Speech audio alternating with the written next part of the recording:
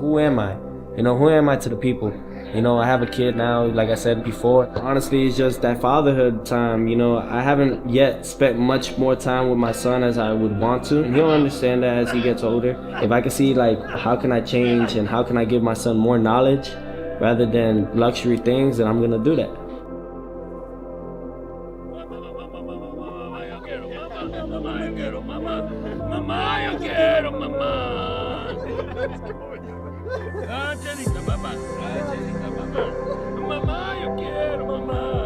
My father, though, is the one that really, he knows me best. He's seen me at my worst, he's seen me at my best, and he's gonna be the one that definitely is gonna tell me the things that I really need to focus on how can I beat this guy. I trust him with my life.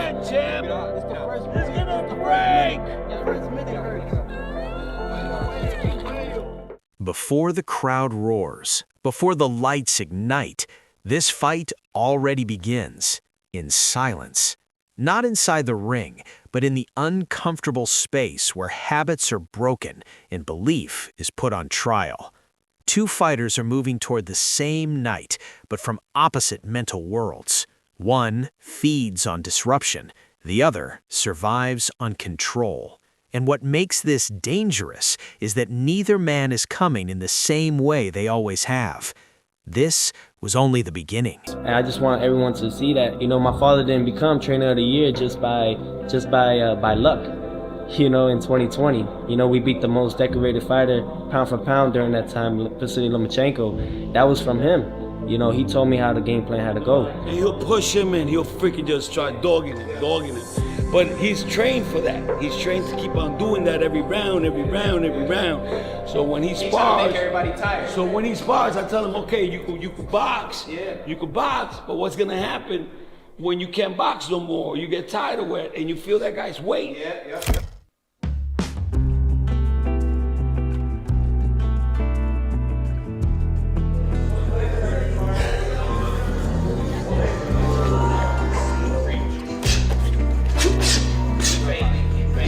Punch your body, go on top, and then you go on top. Good. Go. That head.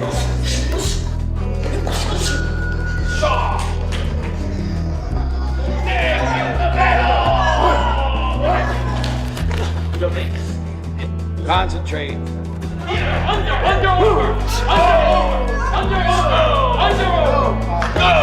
doing things I can almost never do. Teofimo Lopez has never lived comfortably inside order. His confidence has always flirted with defiance, sharpened more by doubt than applause. He's the kind of fighter who doesn't need calm to perform. He needs friction. Chaos has been the switch that wakes him up. But that's exactly why his preparation for Shakur Stevenson feels different and unsettling. Because for the first time, Teofimo isn't chasing noise. He's trying to control it. And that changes everything. A lot of the times, I didn't want to go into the gym. I didn't, especially when I had to swim. That was painful.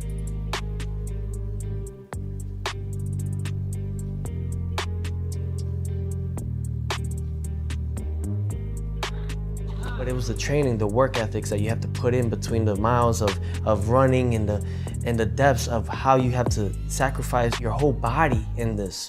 A lot of people don't understand, even to this day, how much we have to really do, how much we beat up our body.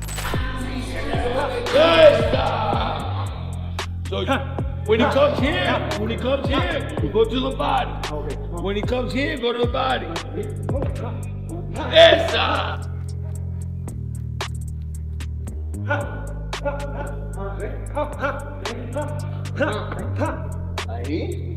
Oh, beautiful. He can't touch it, champ.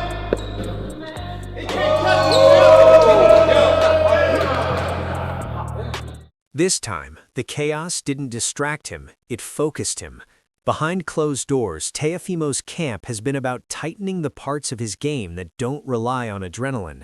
Cleaner distance management, discipline between explosions, structure where instinct used to take over. The kind of work fans don't notice until it's too late. Because when a fighter who thrives on improvisation learns restraint, he doesn't become slower, he becomes lethal. You know who that is, right? Like really looking. My father put me in with the top guys, professional fighters at like 12, 13 years old. You know, and that was something that I really enjoyed the most because it was hard. I would cry, I would run away, I didn't like it. I would tell him like, you know, this is not for me, I want to quit. And he would just, nope, no, you could do this. My father would flip it around sometimes and say, okay, you want to quit, we'll quit. And literally I would stop for maybe a day or two and bug him, be like, hey, I want to go back in the gym. So I believe we had this connection, obviously, since birth. The emphasis isn't raw power or highlight reel bursts anymore. It's patience, timing, accountability. Against someone like Shakur Stevenson, you don't get unlimited chances, you get moments. And every session in this camp feels designed to answer one brutal question. Can Teofimo stay sharp when the fight refuses to be wild? Less talking to the crowd, more talking to himself. And that quiet shift might be the loudest signal yet. If you're still watching, you're seeing something most fans will miss. Camp, you know, you gotta be serious and stuff. You know, yeah, that's to get focused on the fight, but gotta make it a fun camp. So, right now, I'm gonna blow my dad's ear. 13,000 years ago, it was a dominant paradigm in the study of ancient America. But it was wrong. Cover me. The old notion has been completely overturned. Fossilized human footprints have been found in the New Mexican desert. You know I don't feel good, bro. Why you do that to me, bro? And you film that too, man? You better erase that shit. Teofimo knows exactly where Shakur wins, inside frustration. That's where opponents unravel, overreach, and give Shakur control. So now the work is about pressing without panicking, advancing without chasing. This isn't a fighter hunting moments, this is a fighter trying to own them. And historically, that version of Teofimo Lopez doesn't just compete, he takes over.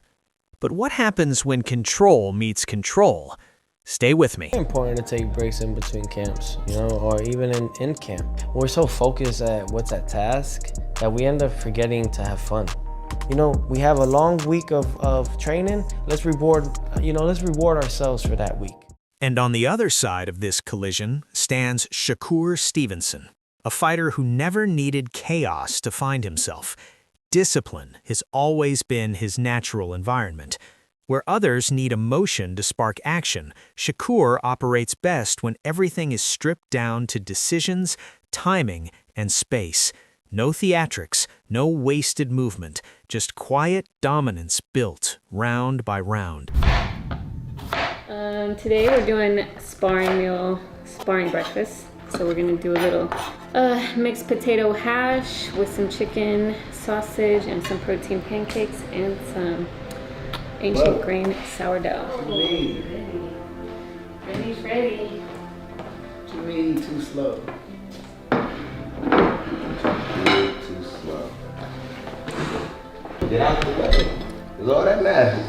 It's all that matters. If I'm Zach, I'm gonna keep walking to you and over there. He gotta catch me. It's only 3 rounds.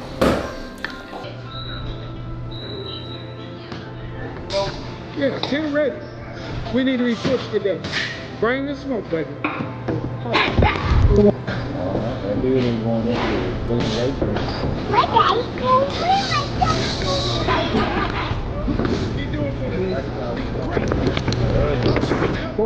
Yep, that's the body. Yep, that's that body.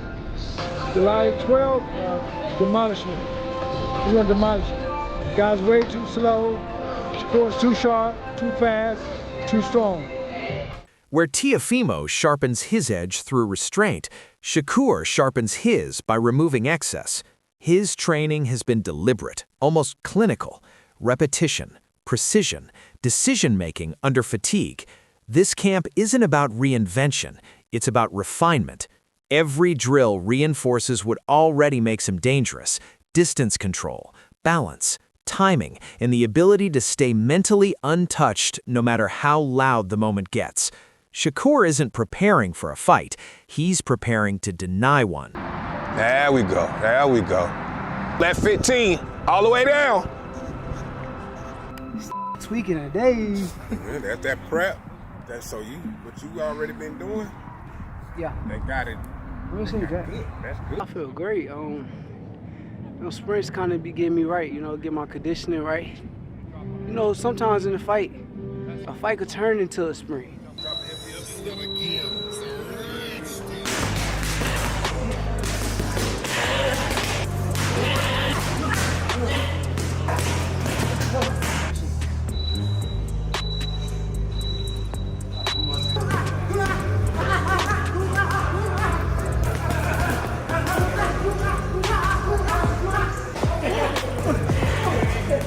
Shakur trains like someone who expects problems, not surprises.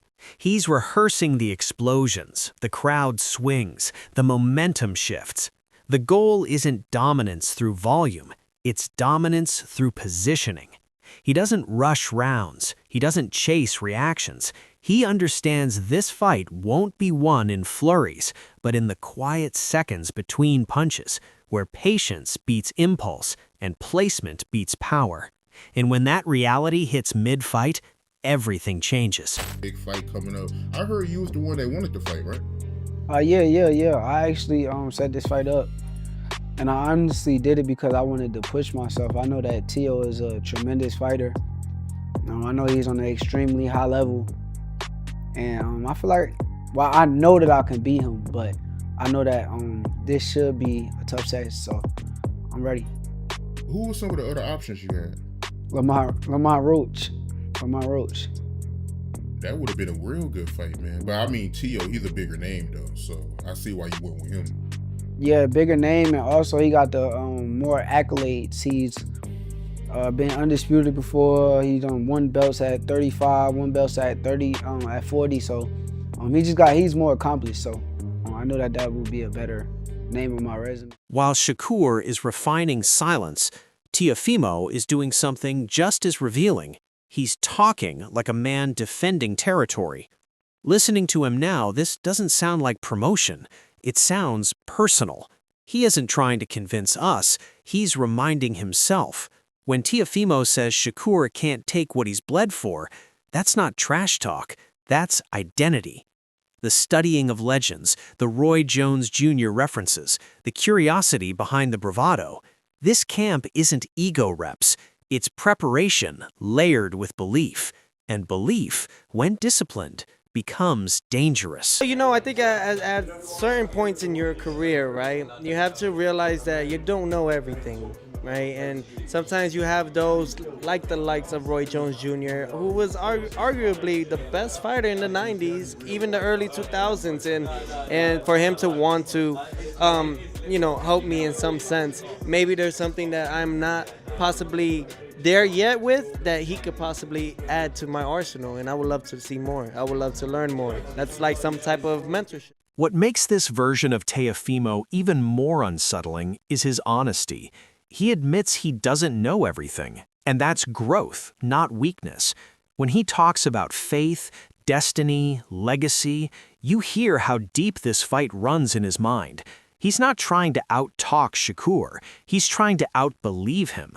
Even his response to Shakur being labeled boring is calculated. He doesn't reject the narrative, he attacks it. So now we have it. Shakur sharpening control in silence. Teofimo sharpening conviction in the noise. Two different paths, one unavoidable collision.